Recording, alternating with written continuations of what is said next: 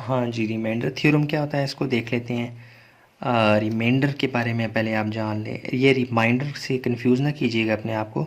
Reminder कहते हैं याद दहानी को, उसकी स्पेलिंग ये और होती है रिमाइंडर, REMINDER। ठीक है जी, ए नहीं होता उसमें। अच्छा, रिमाइंडर किसे कहते हैं? अगर एक सवाल है, देखें छोटा सा आसान सा, 9/2, तो मैं 9 को अंदर रखूँगा और 2 को बाहर। 2 का टेबल पढ़ना है तो 2 4 ज़ार 8 आ गया। 9 तो आ नहीं सकता था, बचता क्या है? 1। ये जो बचा है ना, ये क्या है? रिमाइंडर। क्या है जी? रिमाइंडर। इसको मैं आर से डिनोट करूँगा। और जो अंदर होता है उसे कहते हैं डिविडेंड, और जो ऊपर होता है उसे कहते हैं कोशेंट, और जो काट रहा होता है इसे कहते हैं डिवाइज़र। ठीक हो गया जी। और इनको हम लिख सकते हैं dividend is equal to divisor multiple quotient plus remainder. ठीक हो गया जी। तो मैं लिख सकता हूँ 9 is equal to 2 multiple 4 plus remainder क्या है जी? 1। देखें वापस वही आ रहा है, 4 2 ज़ार 8 प्लस 1। 9 इज इक्वल टू क्या आ गया जी? 9। समझ आ गई? यानी ये आप एक तरह से एक रूल कह लें, मेथड कह लें कि इसको हम ऐसे लिख सकते हैं। अच्छा, रिमाइंडर थ्योरम। थ्योरम क्या होता है? Rule, method. ठीक है, नथिंग मोर। इसकी स्टेटमेंट आपके सामने है। If a polynomial P of x of degree n is greater than और इक्वल टू 1, अगर एक पोलिनोमियल पी ऑफ एक्स है, उसकी डिग्री या 1 है या 1 से बड़ी है। ठीक है, where n is non negative integer. देखें 1 से बड़ी तो 1.2 भी होता है। पॉइंट्स में नहीं लिखना। नॉन नेगेटिव इंटीजर से मुराद क्या है कि whole number, set of whole numbers is divided by a linear divisor x minus A. Linear से मुराद क्या है? जब x की पावर क्या होती है? 1, उसे कहते हैं linear. Then the remainder is p of a। इसको सिम्बॉलिकली मैं कैसे लिखूँगा? इसी फॉर्म में मैं लिखता हूँ। तो कह रहा है कि p ऑफ x को अगर आप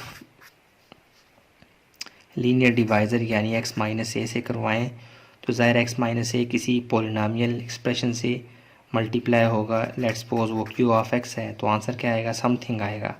और आखिर में आपके पास रिमाइंडर क्या बचेगा? r। और r वो कह रहा है क्या है? Basically p of a। इसे कहते हैं रिमाइंडर थ्योरम। इसको मैं इस फॉर्म में अगर लिखूं, dividend is equal to divisor multiple quotient plus remainder, तो क्या बनेगा? पहले अगर डिविडेंड की जगह क्या आ जाएगा? p of x is equal to divisor की जगह क्या आ जाएगा?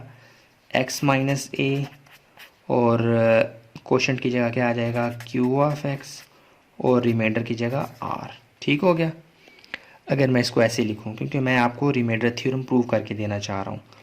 अब यहाँ पे x चूँकि वेरिएबल है, इसकी जगह मैं कुछ भी डाल सकता हूँ, तो मैं क्या करता हूँ, यहाँ पे ये देखें x माइनस ए को 0 कर लें तो x इज इक्वल टू क्या आ जाएगा? a। ये a जो है डाल दें आप x की जगह, तो p ऑफ x की जगह क्या आ जाएगा? a is equal to a minus a, और q, और यहाँ पे भी आ जाएगा a प्लस r। देखिए मैथमेटिकली आपके पास जो है ना वो ये वाली स्टेटमेंट आ जाएगी। कैसे?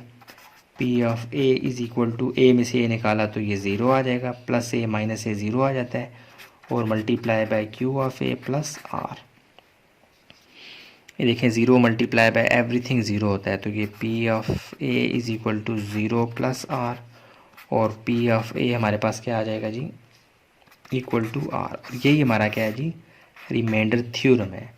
रिमाइंडर थ्योरम असल में होता क्या है कि जब आप लार्जर, बहुत बड़ी बड़ी पोलिनोमियल्स होती हैं, हायर डिग्रीज होती हैं, उनको आप सॉल्व करते हैं ना, डिवाइड करवाते हैं, तो आखिर में यानी लीनियर पोलिनोमियल से जब आप डिवाइड करवाते हैं, एक बात याद रखिएगा, ये रिमाइंडर थ्योरम वैलिड रहता है लीनियर डिवाइज़र के लिए। ठीक है, तो जब आप लीनियर डिवाइज़र यानी लीनियर पोलिनोमियल को यूज़ करते हैं, लार्जर हायर डिग्री पोलिनोमियल को काटते हैं, डिवाइड करवाते हैं, तो जो आपके पास रिमाइंडर आता है वो आपको रिमाइंडर थ्योरम डायरेक्टली प्रोवाइड करवा देता है। ये शॉर्टकट मेथड है रिमाइंडर तक पहुंचने के लिए।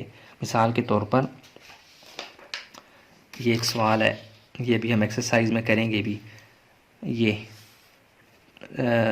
एक लार्जर पोलिनोमियल था, इसको हमने लीनियर डिवाइज़र लीनियर पोलिनोमियल से काटा, तो हमारे पास आखिर में इतने सारे प्रोसेस के बाद रिज़ल्ट क्या आया? 10।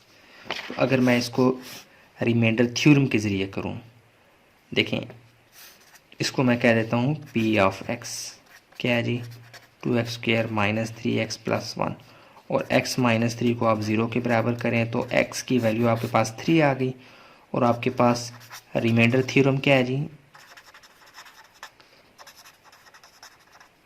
रिमाइंडर थ्योरम ये है कि जी जो x की वैल्यू होगी p ऑफ, यानी x की जगह आपने x की जो वैल्यू निकाली है वो डालें, p of 3 is equal to remainder r, या इसको आप लिख सकते हैं r is equal to p of 3। तो जहाँ जहाँ x है वहाँ वहाँ आपने क्या डाल देना है 3, इक्वल टू p ऑफ 3, यानी p ऑफ x की जगह आपने 3 डाल देना है, 2 इंटू 3 की पावर 2 माइनस 3 और प्लस 1। देखें आपके पास रिमाइंडर आ जाएगा 9 माइनस 3 9 प्लस 1, 9 2 ज़ार 18 प्लस 1 माइनस 9 इक्वल टू 18 में 1 9 19 और ये माइनस 9। आपके पास आंसर क्या आ रहा है, प्लस 10 रिमाइंडर। देखें, ये जो आपने इतना लंबा प्रोसेस किया था उसके लिए शॉर्टकट रिमाइंडर थ्योरम आपको प्रोवाइड कर रहा है और आपके पास 10 आ रहा है। ये तो छोटा सा सवाल था ना, बाज़ औक़ात बहुत लंबी लंबी बड़ी बड़ी पॉलिनॉमियल्स होती हैं तो आपको बहुत बड़ा प्रोसेस करना पड़ता है, जबकि रिमाइंडर थ्योरम चंद स्टेप्स में आपको सिंपल प्लस और माइनस की गेम होती है और आप रिमाइंडर तक पहुंच जाते हैं। तो ये शॉर्टकट मेथड है, ठीक है। उम्मीद करता हूँ आपको रिमाइंडर थ्योरम समझ आ चुका होगा। तो चलें नेक्स्ट इंशाल्लाह देख लेते हैं फैक्टर थ्योरम को।